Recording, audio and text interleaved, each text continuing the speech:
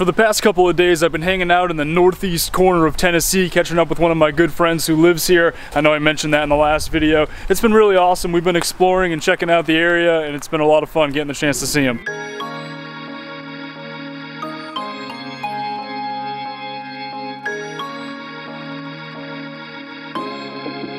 So this is my friend Law here. He is like one of the most knowledgeable people that I know in terms of US history and especially Civil War history. So I'm gonna have him show you guys around Greenville, Tennessee instead of me.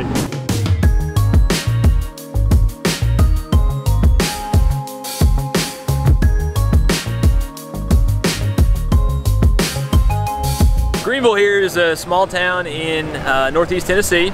It's named after Nathaniel Greene, who was a Revolutionary War hero from the Northeast actually.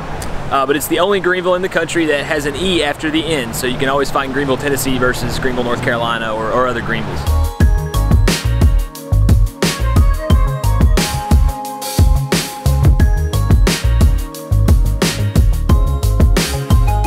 We're here at the Greenville Courthouse, which is sort of the center of downtown Greenville. Greenville is interesting because it was fought over heavily during the Civil War, and it actually featured a large number of Union sympathizers, which is a little bit odd for the state of Tennessee. Being in the South, you'd think it would be mostly Confederate sympathizers, but in fact there were a handful of Confederate sympathizers and far more Union sympathizers.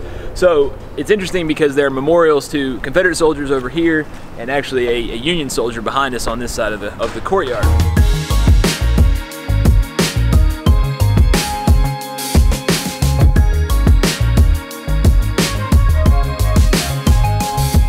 Interesting happenings during the Civil War here in Greenville was the attack and assassination or murder of General John Hunt Morgan, who was a Confederate cavalry officer, Confederate cavalry general.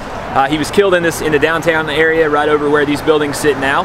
General Morgan was known as the Thunderbolt of the Confederacy, and he was a real pain in the Union soldiers' side. So when he came to Greenville one evening, the spies in the town let the Union forces in the area know he was here. They rode into town and they killed him.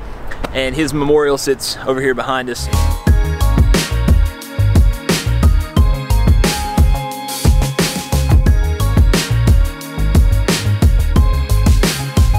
So along with its Civil War history, Greenville is probably most famous for being the home of the 17th President of the United States, Andrew Johnson. Johnson lived here for a good portion of his life and was a tailor in the town, and he returned here after he was president in the late 1860s.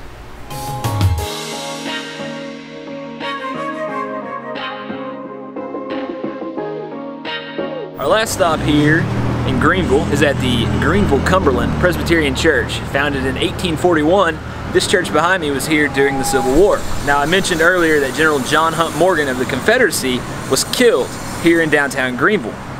After he was killed in retaliation, the Confederates decided they were going to shell the town, including this church. Right above me is a cannonball that was fired by the Confederates at the Union forces here in town in 1864.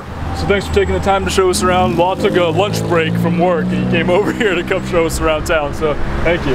Hopefully you learned something about Greenville. This town has tons of great history that we didn't get to talk about, so take a minute to look up some more if you're interested.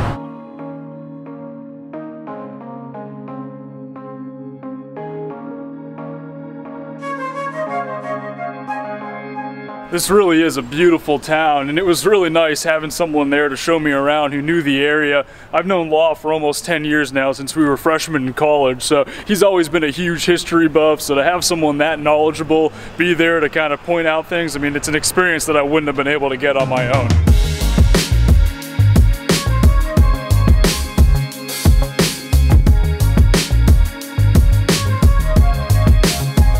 And we're back on the road. It was really great getting the chance to see Law, though. I really had a great time. Thanks for having me. Today I am planning to check out the Cumberland Gap area. It's already getting pretty late. It's like 2:30 or so in the afternoon, but I'm gonna try to get over there and hang out, go on a little short hike and explore for a little bit. And then I have a second milestone today. I'm not really one for like checklists or anything like that, but today I'm gonna be crossing into Kentucky, and that is the last state within the continental United States that I have not been to yet. So I'll be checking that one off the list. That's pretty cool. I'm pretty excited about it.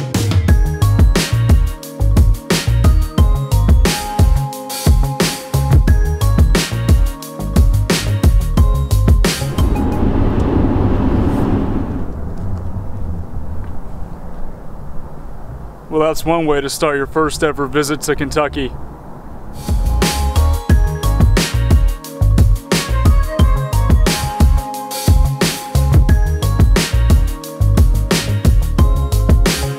This is the pinnacle overlook at the Cumberland Gap National Historical Park. I think technically I'm standing in Virginia though. I walked over the border on the way up here. It's pretty crazy. We've got Tennessee over there, Virginia over there, and then Kentucky right behind me. It's almost like that time I was at the Four Corners, except somehow less disappointing. Everybody's standing over there, but according to Google GPS, this is the spot that's the Four Corners. I don't know who to trust. Okay, let me rephrase that. Substantially less disappointing. This place is absolutely beautiful.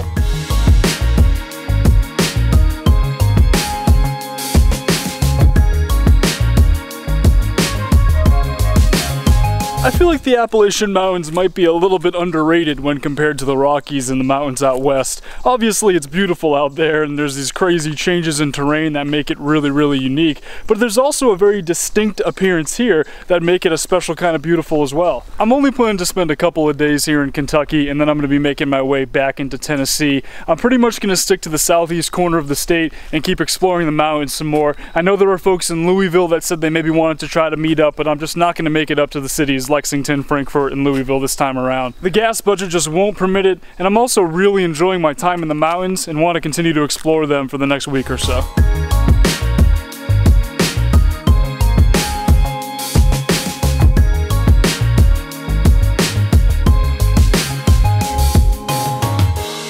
Thanks for watching, guys. After exploring the Cumberland Gap, I drove about an hour west over to Corbin, Kentucky. There's a bunch of truck stops here. There's also a Walmart that's open all night, so I'm going to be staying at one of those. Before ending the vlog, I do have 3 new Patreon pledges to thank.